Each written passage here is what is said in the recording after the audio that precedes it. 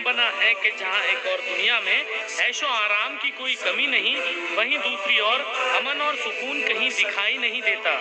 خدا نے ہمارے لیے ہوا، پانی، زمین، چاند، سورج، دن اور رات، ہر چیز کو قدرت کے باوقت چلنے والے نظام میں پیش کیا۔ اتنا ہی نہیں بلکہ ہماری رہنمائی کے لیے، ساتھ ہی ہمیں حقیقی مذہب سے مخاطب کرانے کے لیے اللہ نے اپنے پیغمبر بھی بھیجے، جو دنیا میں مسلسل طور پر ہزاروں کی تعداد میں ہزاروں سالوں تک آتے رہے۔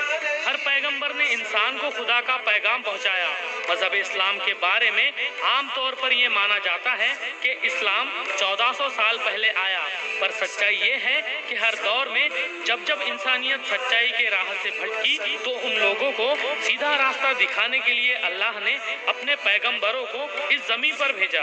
اگر آدم علیہ السلام اس کی پہلی کڑی ہے تو حضرت محمد صلی اللہ علیہ وسلم اس کی آخری کڑی ہے۔ تو آئیے عید میلاد النبی کے مقدس موقع پر اللہ کے پیارے نبی حضرت محمد صلی اللہ علیہ وسلم کا پیغام ہم پھر یاد کرتے ہیں۔ حضرت محمد صلی اللہ علیہ وسلم کا جنم 20 اپریل سن 571 عیسوی میں ہوا۔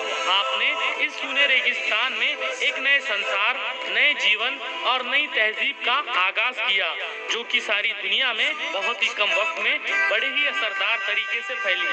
حضرت محمد صلی اللہ علیہ وسلم نے بے بنیادی اور غیر ضروری طریقوں میں بھٹکی عرب کی قوم کو اسلام کی روشنی سے پرنور کیا، ہمت، بہادری اور انسانیت کی ایسی تعلیم دی، یہی جاہل عرب واسی میدان جنگ میں نمازیں ادا کرنے لگے۔ پیغمبر اسلام نے جمہوریت کی انصاف پسند نیو ڈالی۔ کئی خلیفہ اور سلطانوں کو جج کے سامنے عام انسانوں کی طرح ہی کھڑا ہونا پڑا۔ کسی خاص کو ملنے والی سزا میں کوئی سہولت نہ تھی، انصاف سب کے لیے ایک سا ہوتا۔ آج بھی ہم جانتے ہیں کہ کالے نگرو لوگوں کے ساتھ گورے رنگ والے کس طرح سے پیش آتے ہیں۔ 1400 سال پہلے اسلام نے اسی رنگ بھید اور ورن بھید کی مانیتا کو پوری طرح سے خارج کیا۔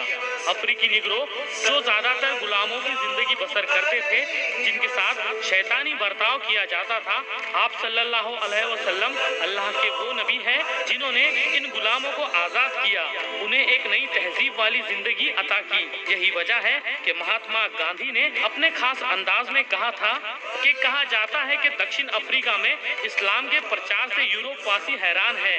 انہیں یہ لگتا ہے کہ ان کے یہ کالے انویائی گوروں کے ساتھ برابری کا حق نہ مانگ لے۔ دنیا ہر سال حج کے موقع پر رنگ، نسل اور امیری غریبی کے بھید بھاؤ سے پرے اسلام کے چمتکارک انترراشٹریہ بھویہ پردرشن کو دیکھتی ہے، جس میں یوروپین ہی نہیں بلکہ افریقی، پارسی، بھارتی، چینی، قریب سبھی دیشوں کے دیش واسی مکہ میں ایک بڑے پریوار کے روپ میں جمع ہوتے ہیں۔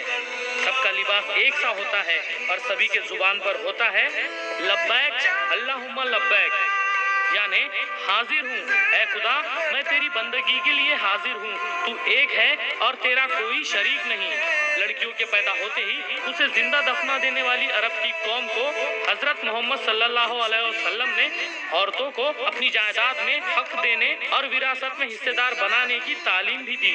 غورطلب ہے کہ انگلینڈ نے سن 1881 میں اسلام کے اسی طریقے کو اپنایا اور دی میرڈ وومن ایکٹ قانون پاس کیا۔ اسلام کی اسی بات سے پربھاوت ہو کر فلسفر چارلس ہیملٹن نے کہا ہے کہ اسلام کی تعلیم یہ ہے کہ انسان اپنے سوبھاؤ کی درشٹی سے بے گناہ ہے۔ اسلام سکھاتا ہے عورت اور مرد دونوں ایک ہی تتو سے پیدا ہوئے ہیں، دونوں میں ایک سی روح ہوتی ہے اور دونوں میں برابری کی قابلیت پائی جاتی ہے کہ ذہنیت، روحانیت اور اخلاق کی نظر میں دونوں ترقی کر سکے۔ حضرت محمد صلی اللہ علیہ وسلم نے زندگی کے ہر پہلو پر ایک سا اثر ڈالا ہے۔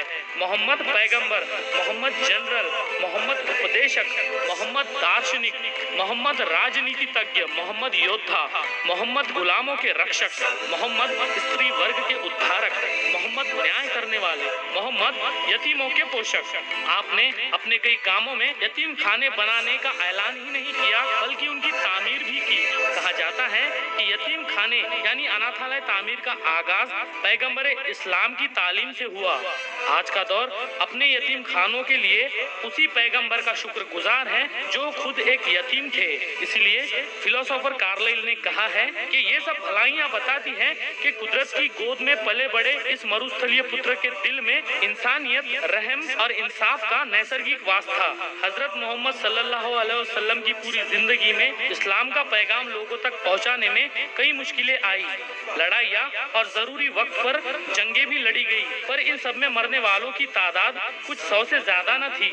इस्लाम के इसी पहलू पर गौर करते हुए सरोजिनी नायडू ने यह कहा है, ये पहला मजहब है जिसने जमहूरियत की मुकम्मल तालीम दी और उसे अमली जामा पहनाया, क्योंकि जब मीनारों से आजादी जाती है और इबादत करने वाले मस्जिदों में जमा होते हैं तो इस्लाम की जमहूरियत एक दिन में 5 बार साकार होती है, जब रंक और राजा एक दूसरे के कंधे से कंधा मिलाकर खड़े होते हैं और पुकारते हैं अल्लाहू अकबर, यानी अल्लाह ही बड़ा है।